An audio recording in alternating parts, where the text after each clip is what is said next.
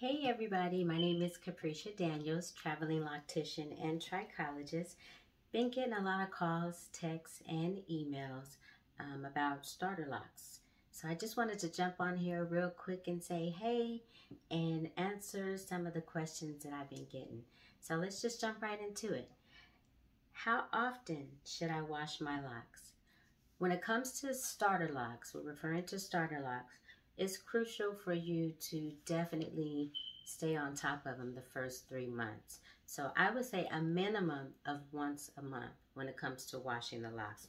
Now, if you sweat or if you work out, I usually tell my clients, you can do every few weeks or how often as you need. Just keep in mind that, you're going to be fighting with the edges, going to be fighting with around the back. But just if you see any locks that are looking like they're just coming undone, because that is normal, just make sure you're twisting the same way that I'm twisting, which is usually to the right. So a minimum of once a month when it comes to the starter locks. And like I said, around the edges in the back, it's normal for those to come untwisted.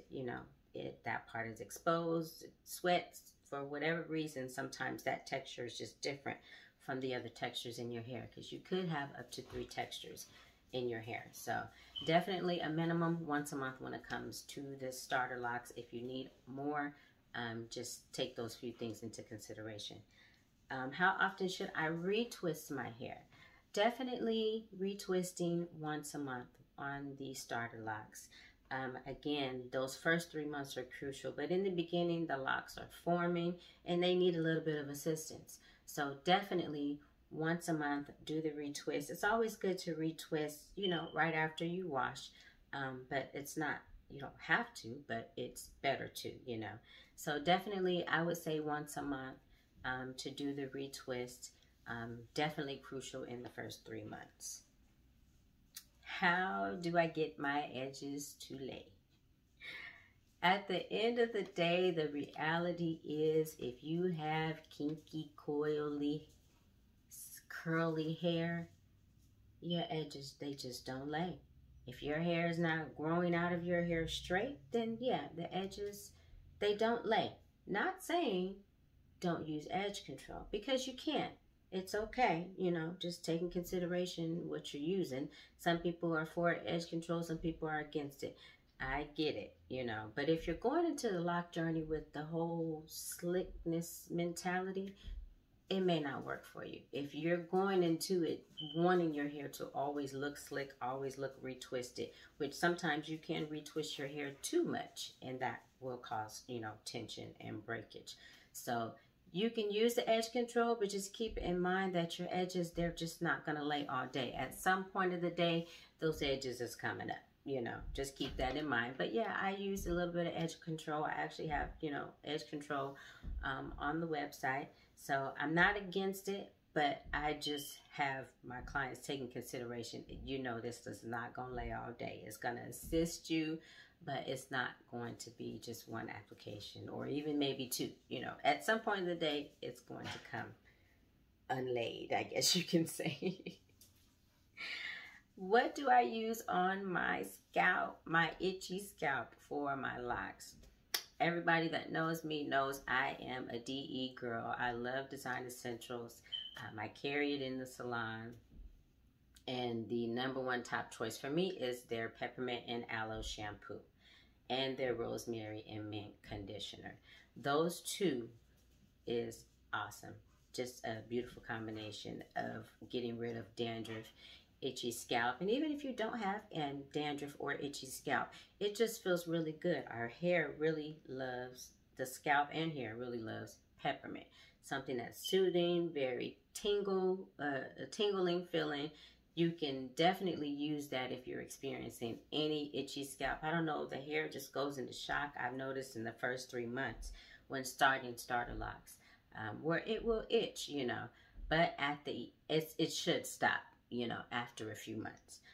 But definitely peppermint and aloe Design Essentials. You can actually find that too on the website, lovingyournaturalself.com, and just scroll to the bottom and you click on that Design Essential link.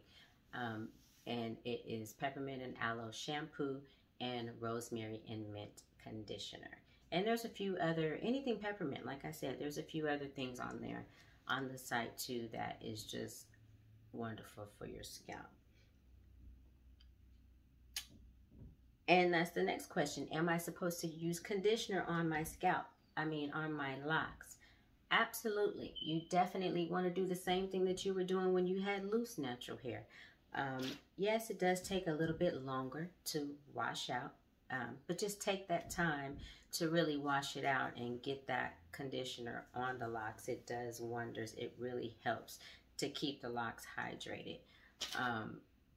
Design Essentials conditioner is almond and avocado. Oh, yeah, almond and avocado conditioner, and there's an almond butter express too. So definitely, and then the rosemary and mint is a good one too. Definitely just take that time to rinse out the conditioner, but definitely use it. Don't not use it just because it takes a little longer to rinse it out. It's definitely worth it. Your locks and your hair will love you forever. And the rosemary and mint is good to do a hair treatment too for the scalp. So yes, yes, yes, definitely use the shampoo and conditioner. And that's another thing too I want to mention about the shampoo. When it comes to shampooing, you really should be using 2 shampoos. You should be using a clarifying shampoo, which is going to get all the buildup out, and then you should be putting the moisture back into your hair with some type of moisturizing shampoo. My system is using the Design Essentials oat protein and henna. That's a good clarifying shampoo, gets all the buildup out. And then I use a second shampoo, which will either be the almond and avocado or the honey cream moisturizing shampoo. So technically, whether you have locks or if you have natural hair, you definitely should be using 2 shampoos, and you definitely want to start with the clarifying shampoo because that's going to get all the debris and any buildup. It's basically going to get it squeaky clean, but you got to put the moisture back into your hair. So definitely something to keep in mind. A couple of those oat protein and henna Design Essentials shampoo, and the honey cream is the moisturizing shampoo, and the peppermint and aloe shampoo for the hair treatment. That is a clarifying shampoo as well. So you can use oat protein or peppermint. You don't want to use, you know, the two clarifying shampoos together because you got to put that moisture back into your hair. You got it? Got it. What are some things to keep in mind when considering locks? The first thing I always say, the consultation is so important. Go visit the loctician. Go visit the person that is going to do your locks. Let them see what they are working with. Sometimes you can send a picture, but you can't, you know, always tell the texture in a picture. So if you send me a picture, and I always give starting prices, you know, because if you see somebody and it's more work or it's a different texture, then we may have to do a different technique. So consultation, just to avoid all of that, is the most important. If you can't get to the loctician at that time, make time to get there, because you definitely don't want any surprises when you go, you know, and it could be one thing sending a picture, and then when you actually start to see the actual texture, it's totally different. That person may want thin locks, and you may see their hair, and their hair may be too fine for thin locks, and may have to get bigger locks. So, you know, there's all kind of things. So the consultation is the #1 thing. And also considering what size that you want. Do a little bit of your own research. Please don't go to your loctician just clueless. Do a little bit of research. Google is there. All you have to do is put in locks, you know. Look at some pictures and find what it is that you like. So that'll give the stylist, you know, a good idea of what's the best route to go. But do your own research, at least a little bit, you know, and see what it is that you like. What size do you like? Pull up some inspirational pictures of some people's locks that you like. Show your loctician and see if that's a good fit for you. So definitely choosing the size is a big thing, because that's going to consider not only the price, but how long it's going to take. You know, smaller locks take longer. So definitely consultation is the key.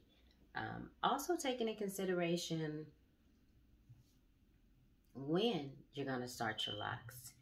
You may want to start your locks in June and go to Miami. But just keep in mind, we can start your locks in June, but you might not be able or might want to dye first at the pool party or whatever the case may be. So definitely the time of year, it actually plays a big factor. I know a lot of people, they take swim lessons, you know. So the summertime may not be a good time for you to start your locks at that time. So definitely just taking in consideration life, you know, what you got going on. When it comes to water, though, that's my main thing, is a lot of vacationing and wanting to just go into the water. So you can do that, you know, but just take a few things in consideration. And that is one thing that I would say is definitely taking in consideration the season with life, pretty much. What's the best way to handle lint? Now, you see a lot of people, which I think it's a really good idea, of using the lint brush. That was another question too, so I'll just put those together. The lint brush is actually good for removing the lint. It definitely helps to change your pillowcase. Definitely get a satin pillowcase instead of cotton. Sometimes the lint will just create a buildup. Now, if it gets just too bad to the point, this is the last resort, I say, is to lock it. You know, lock it. Dye it. Definitely can dye lint if it's just really out of control and there's no way, you know, to get it out. I say that is the last resort. You can do that. But sometimes if you catch it in the beginning, and if you change, you know, your pillowcase to satin, if you're wearing something satin covering, you know, a satin bonnet, or the satin do-rags for the shorter starter locks for the guys, that usually will help with the lint control. When to consider coloring locks? Definitely a big thing, right?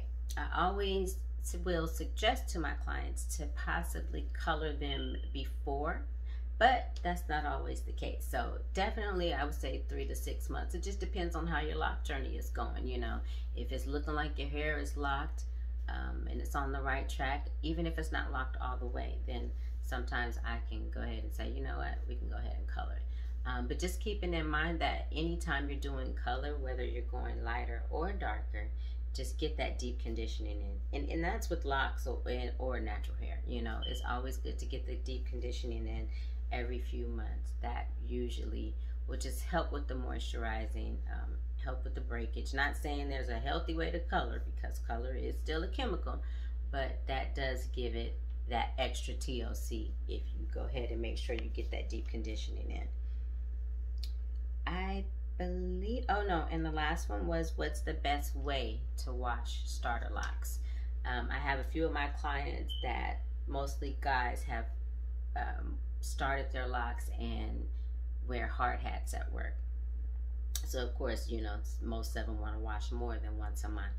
Get the short stocking cap do-rags and then wash it with that on. Now, yes, you're not going to get the whole scrub, you know, but you will be able to put shampoo on it and get it clean, pretty much. And that's the main thing too with locks. We want clean locks, people.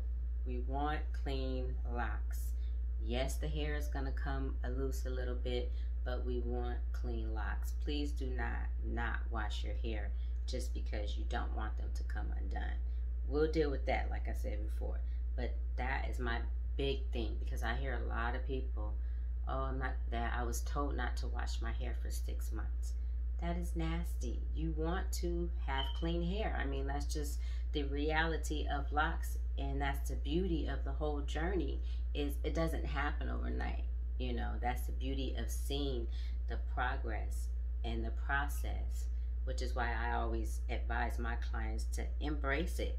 See what your hair can do. When I first started my locks, it was probably to my shoulder. I had extensions in my hair. I was going to do dreadlock extensions, but the hair, it just it itched me. It was real itchy. So I couldn't do the extensions, but I am glad that I was able to just go ahead and lock my own hair 7 years later, you know. The only regret that I've been hearing that people have had is they did not lock their hair sooner. So embrace the journey. It's a beautiful journey.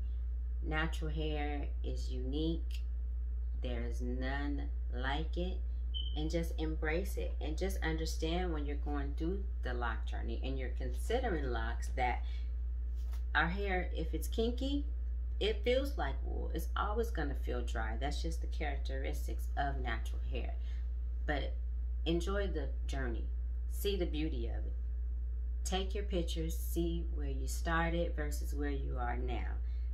And just enjoy and embrace the whole thing. Don't worry about the frizziness. As long as you're going, like I said, once a month, retwisting, washing it, less is actually more.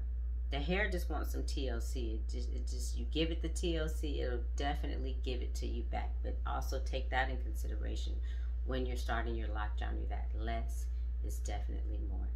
That was all the questions that I had. Thank you guys so much.